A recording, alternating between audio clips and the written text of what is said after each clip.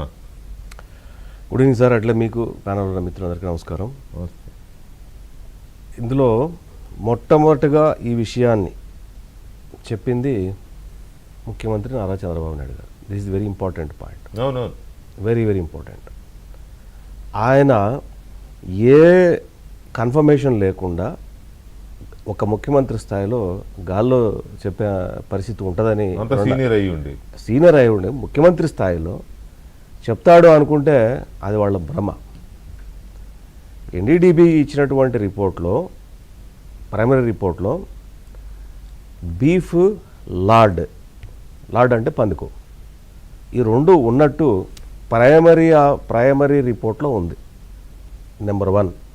Number 2, ముఖ్యమంత్రి గారు చెప్పిన తర్వాత ఇమీడియట్గా సిట్టు ఫామ్ చేస్తే కాదు మా మీద నిందలు వేస్తున్నారు, మేమేదో పాపం చేశామని, అసలు కల్తీనే జరగలేదు అని సుప్రీంకోర్టు, చంద్రబాబు నాయుడు బంధువులు ఫ్రెండ్స్ ఉన్నారని కదా అని చెబుతూ దీని మీద సిబిఐ ఎంక్వైరీ అని చెప్పి అడిగిందే వైవి సుబ్బారెడ్డి గారు. ఆయన వెళ్తే సుప్రీంకోర్టు అటు ఇటు కాకుండా వయా మీడియాలో సిబిఐ డైరెక్టర్ ఆధ్వర్యంలో స్టేటు, ఎఫ్ఎస్ఎస్ఐ నుంచి, అట్లాగే సెంట్రల్ నుంచి, సిబిఐ నుంచి, అందరి నుంచి కలిపి గ్రూప్ ఆఫ్ పీపుల్ని కాన్స్టిట్యూట్ చేసింది. సరే, ఈ వచ్చిన సిట్టు ఎవరు అండర్లో జరుగుతుంది ఇప్పుడు అంటే సిబిఐ అండర్లో జరుగుతుంది. ఇక్కడ వచ్చిన తర్వాత సిబిఐ ఎంక్వైరీ వచ్చిన తర్వాత ఈ ఏదైతే వీళ్ళు చెప్తున్నటువంటి ఛార్జ్షీట్ ఫైల్ చేస్తున్నటువంటి విషయాలు ఏవైతే ఉన్నాయో, డిఎన్ఏ టెస్ట్ చేసిన వరకు మాత్రం వాస్తవం. డిఎన్ఏ టెస్ట్లో up to what extent result వస్తుంది అనుకుంటే అది అందరికీ తెలుసు 90% మాత్రమే ఉంటుందని. ఫస్ట్ ప్రైమరీ క్వశ్చన్ ఈ సిబిఐ ఆధ్వర్యంలో నడుస్తున్న సీటుకి ఏంటంటే ఎండిఎన్ఏ ఎందుకు జరగలేదు, మైక్రో డిఎన్ఏ అనాలిసిస్ ఎందుకు జరగలేదు అనే దాని మీద ఎవరికి సమాధానం దొరకట్లే. Of course state will argue the same in the Supreme Court, అది వేరే విషయం. ఎందుకంటే ఎన్డీడీబీ ఇచ్చిన రిపోర్ట్ని కన్సిడరేషన్లోకి తీసుకోవాల్సిన అవసరం సీటుకు ఉంది, కానీ తీసుకోకపోగా అసలు మైక్రో లెవెల్ ఎన్డీఏ టెస్ట్ తీసుకోలేదు. అక్కడే డౌట్, అదే చెప్తున్నాను. అక్కడే మైక్రో డిఎన్ఏ టెస్ట్ చేయాల్సి ఉండగా ఇంత పెద్ద ఇష్యూలో మైక్రో డిఎన్ఏ టెస్ట్ ఎందుకు చేయలేదు అనేది మొదటి పాయింట్. రెండవది, శ్యామలరావు గారు ఈఓగా ఉన్నప్పుడు కొన్ని ట్యాంకర్లు తిప్పి పంపినటువంటి ఒక ట్యాంకర్ అది నెయ్యి అయితే, వెంకటకృష్ణ గారు బాగా అన్నాడు, అది నెయ్యి అయితే అక్కడ రిజెక్ట్ అయినటువంటి ట్యాంకర్ మళ్ళీ రావాలిగా కాదు, ఎక్కడికి వెళ్ళిందో తెలుసా? కోల్కతాలో ఉండే ఒక సోపుల కంపెనీకి వెళ్ళింది.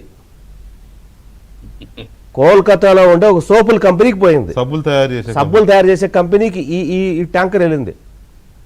ఆ ఎవిడెన్స్ కూడా సిట్కి ఇచ్చారు అధికారులు. నెయ్యి సోపుల కంపెనీలో వాడతారండి,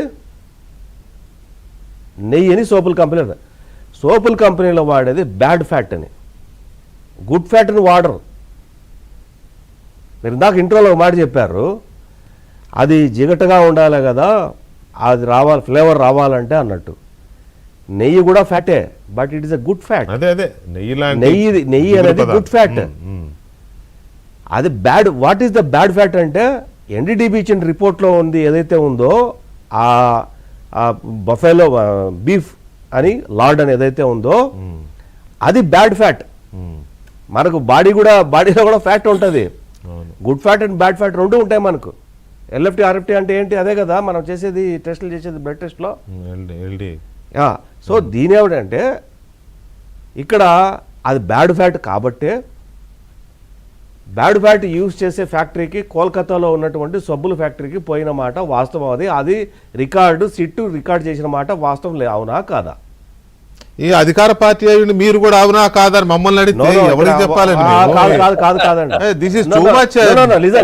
అట్లా కాదు, మీరు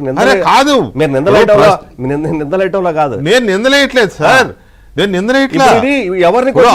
అవతల ప్రత్యర్థులు ఆనాడు ఇంత మహాపాతకం చేసిన వాళ్ళు ఏమంటున్నారు, మా క్లీన్ చిట్ వచ్చేసింది అన్నట్టుగా వాళ్ళు గంతులు వేస్తున్నారు. ఒక్క నిమిషం, మీరేమంటారు? నో క్లీన్ చిట్ కాదు, అందులో నెయ్యి లేదని చెప్పి దాంట్లో ఉంది. అందులో పెద్దలు ఎందుకు లేరు? ఆనాటి పెద్దలు డైరెక్ట్ పాయింట్ రండి. నేను చెప్తాను, ఆ పాయింట్ రావాలంటే కనీసం ఇంట్రో జరగాలి. ఇప్పుడు అందుకోసం మొట్టమొదటిగా నేను ఇంట్రో చెప్పి మీరు ఇంట్రో చెప్పి ముఖ్యమంత్రి గారు ముఖ్యమైన మాట ఎందుకు చెప్పాను అంటే అందుకోసం చెప్పాను. రెండవది గుడ్ ఫ్యాట్ బ్యాడ్ ఫ్యాట్